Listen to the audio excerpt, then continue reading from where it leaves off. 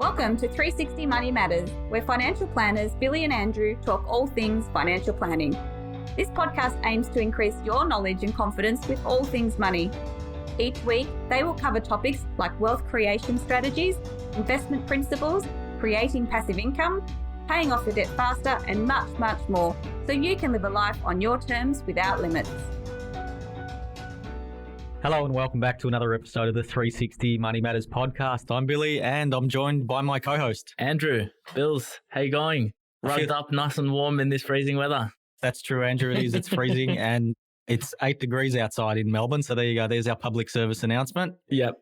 8 degrees. It says mostly sunny, but yes, we are in here. I've got a scarf on. I've got a thick coat. I'm trying to keep warm. Very envious of all of those people that are overseas currently and enjoying the European summer while we're here stuck and enjoying it only via social media.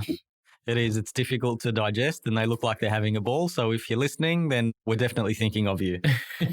And not in a good way. That's exactly right. I was just about to say that. You took the words out of my mouth. So Andrew, today's topic, quite timely, I guess, just because everything that we're going through at the moment regarding interest rates, and we've been talking about that on the podcast recently. But tell us, what are we going to chat about today? Yeah. So today we're talking about something that, it's timely currently just because, there's a whole heap of media attention around it. There's a whole heap of questions and people that are wondering what is the right thing to do when it comes to the property market. So a lot of the questions that we're getting from clients, even business associates, no matter who it is, a lot of people are questioning, what do I do? Do I buy a property now? Or do I wait until there's, and in italics, a property collapse?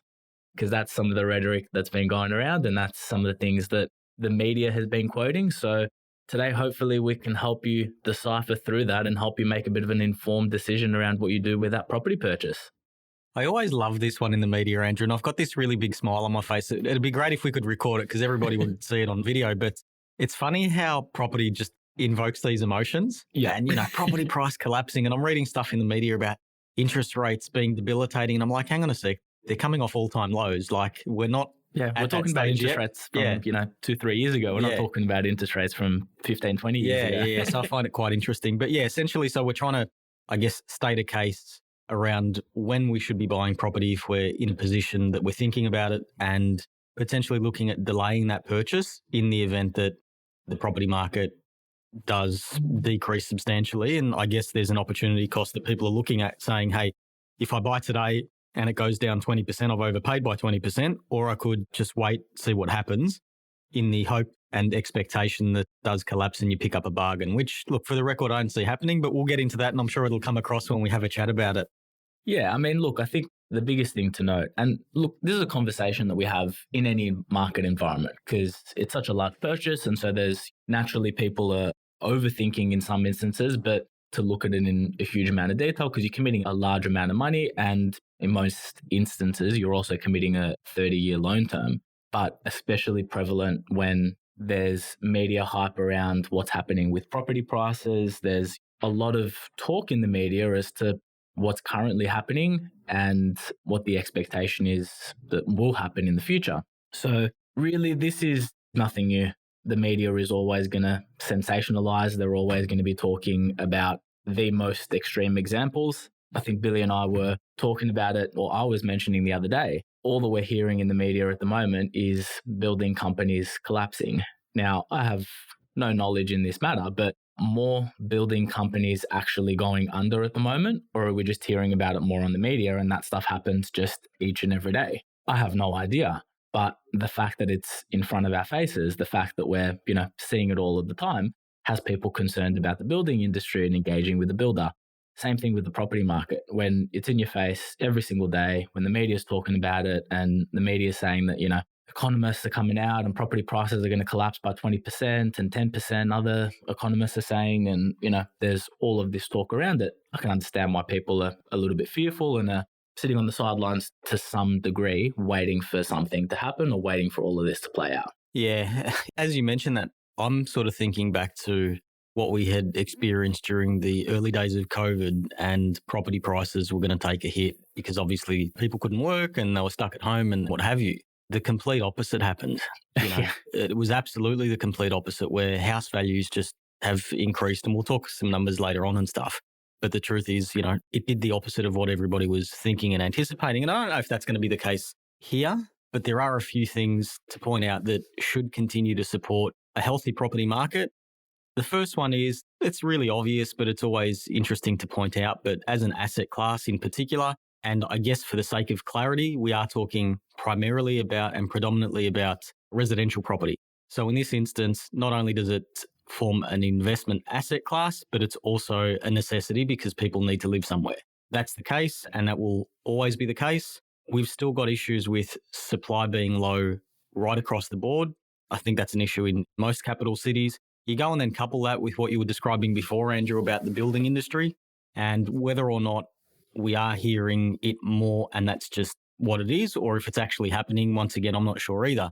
But I do know that it is difficult to get tradies. There's a really long waiting list. The prices have obviously gone up as well too.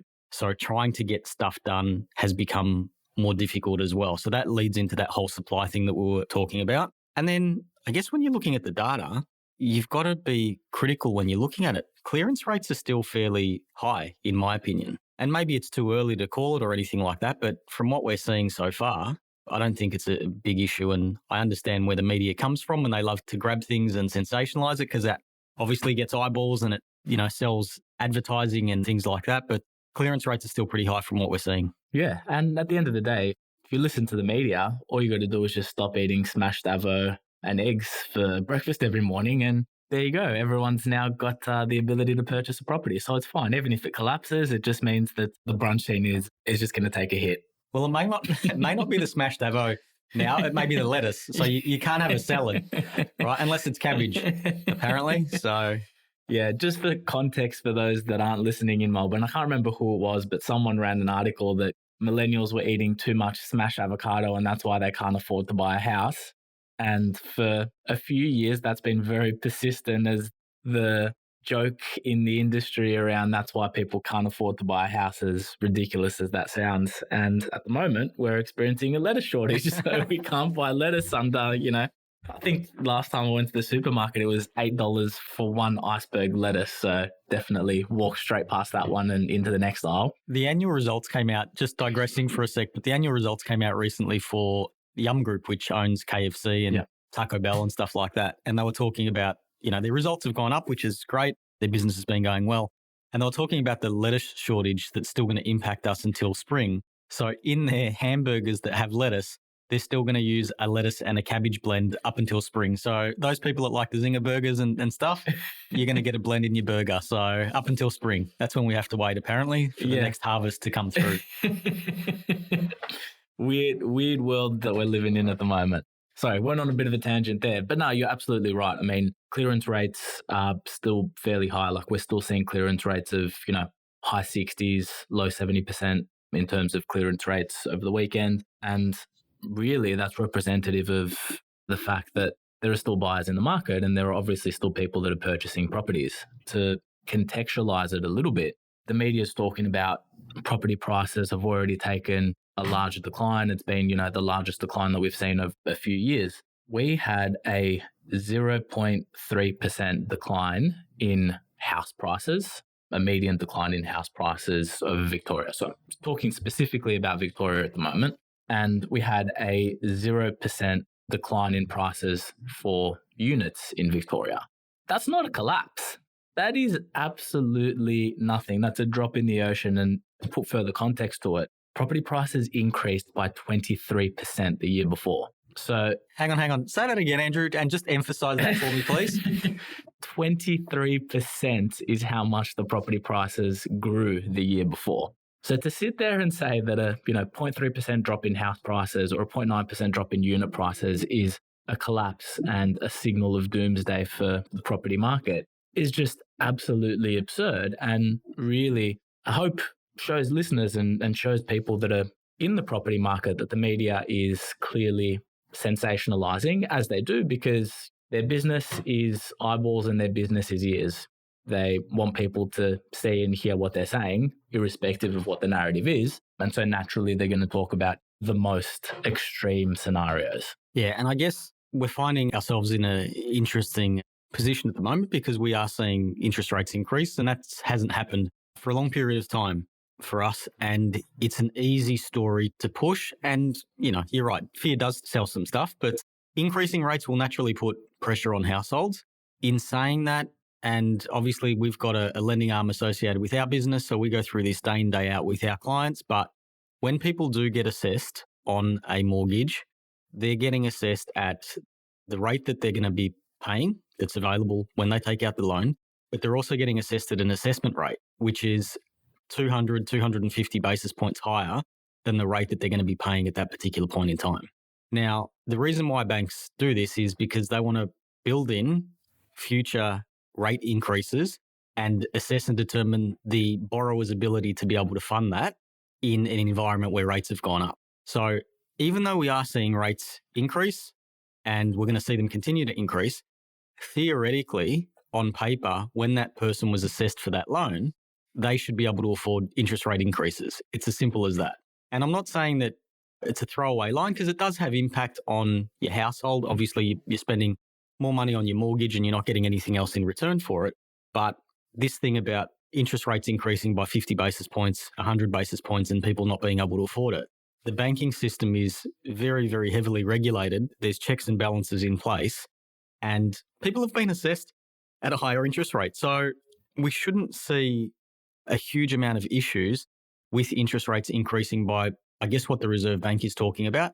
If it continues and we're talking about interest rates of 10%, different story. But yeah, we've got to look at this with some objectivity and we need to put it into some context, I think. Yeah, exactly right. Exactly right. And look, at the end of the day, to say that households aren't feeling the pinch is disingenuous. I mean, interest rates are increasing, people's mortgages are becoming more expensive as a result, or, in conjunction with that, we're also experiencing inflationary pressure that's happening all around the world at the moment. And so really, household budgets are going to be squeezed. Naturally, that's going to impact the ability that people can borrow, and that's going to impact the amount that people can spend on property prices. So to say that there is the potential for property prices to slow down, to potentially decrease, is absolutely correct. But to say that it's a foregone conclusion that, property prices are absolutely going to come down and there's going to be bargains and people are going to be buying property at ridiculous prices is just, it's not true.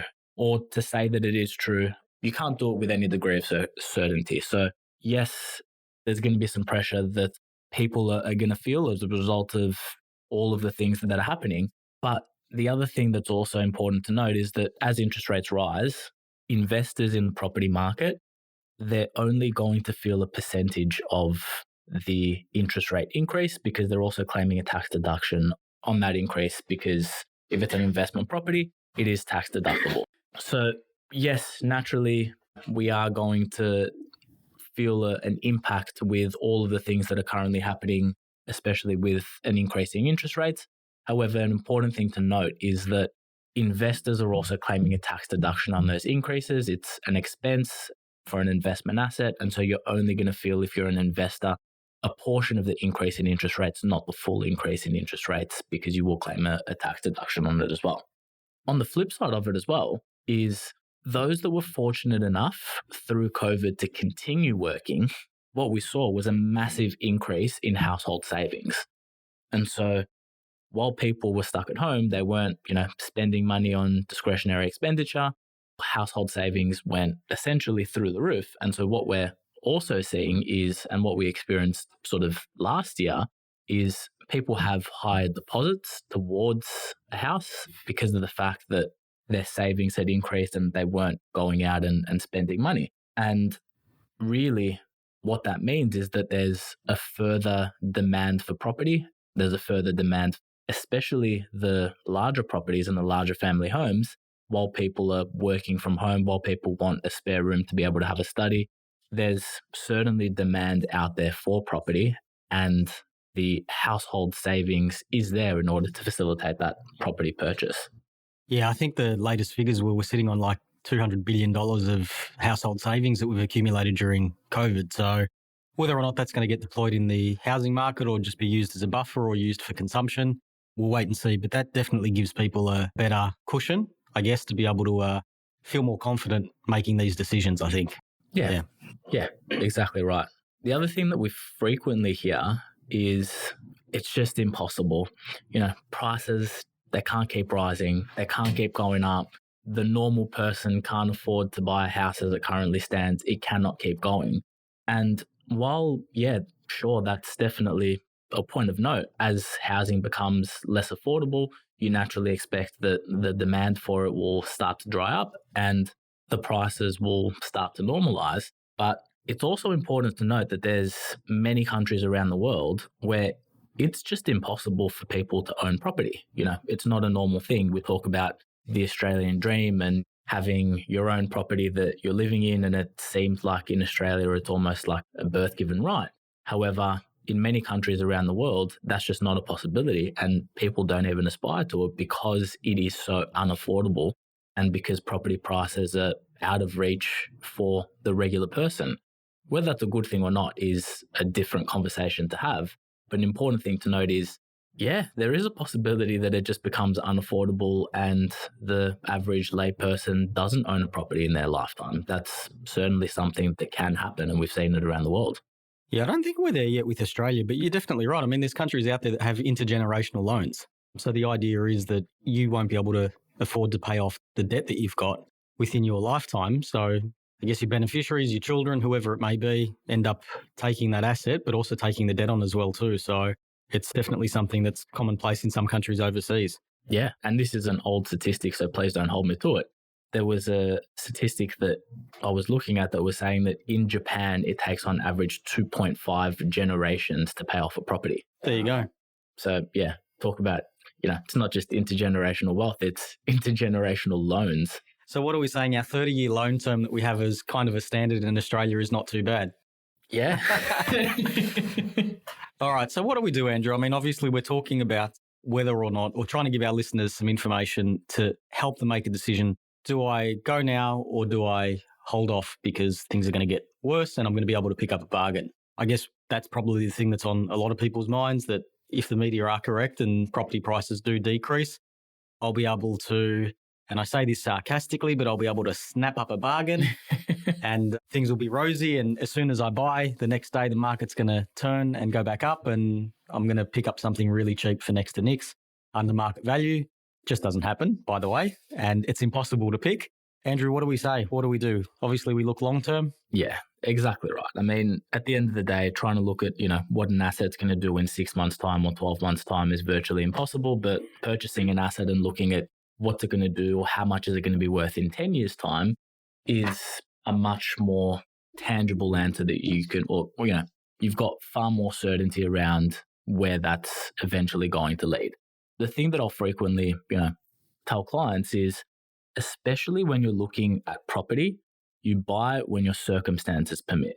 Forget about the market, forget about whether it's at its peak, whether it's at its trough, forget about where it is at the moment and just buy when your circumstances permit. Buy within your means, make sure that you're purchasing the right property that's in the suburb that is well positioned for your circumstances, make sure that you're doing all of the right things to make sure that it's the right property and right for your circumstances, but buy when your circumstances permit, not when the market says that, or when the media says that, yes, it's an opportune time to buy. Now, this is something that it's easy to say, yes, this is what I recommend to clients and this is what I talk about with clients, but I'll use my own personal example in this scenario. My wife and I purchased the property in December of last year. That was the peak of the market. Like, we were going to auctions and prices were going $300,000, $400,000, $500,000 above reserve. So to talk about a hot market doesn't even, do a justice as to when we were purchasing. But we purchased when our circumstances permitted, and we purchased within our means and the type of property that we expect will do well over the long term, irrespective of market conditions, because knowing what the market is going to do is virtually impossible. I mean, if you told us in December last year that property prices, or there was even going to be talk of interest rates rising, property prices going down, inflation hitting through the roof, that was not on anyone's radar at all. And so making sure that you're making the right decision for you is far more important than trying to time the market. Yeah, I think that's a really good point, Andrew. thinking about my own circumstances and some of the advice that I've received over the years as well too, before I was in this world and before I was a financial planner, is buy when you're ready. And if you think about something like property in particular, and I guess this is a generalized statement for the vast majority of people who are buying an owner-occupier home. Maybe the circumstances are different for investors. There might be some different circumstances around that, but you buy when you're ready. And it's exactly like what you were describing with your December purchase. But the truth is, you only do this a handful of times throughout your lifetime. And it takes a significant amount of time to get into a position to be able to purchase. And what I mean by that is really two things: making sure that you've got your deposit, and it takes a long period of time to save up a deposit. And the second thing is being in a position where your earnings are of a particular level where you can afford it, whatever it is that you're going to borrow. So when those two things align, you're in a position to do it. You buy when you're ready. Over the longer term, you'd expect the asset price to go up. Thinking through that, you're making a long-term decision. You're taking on most of the time a 30-year debt. Do you really want to be waiting and trying to time the market, thinking that, hey, I might be able to pick up a bargain here? Because I know a lot of people who have done that, and it's actually gone the other way.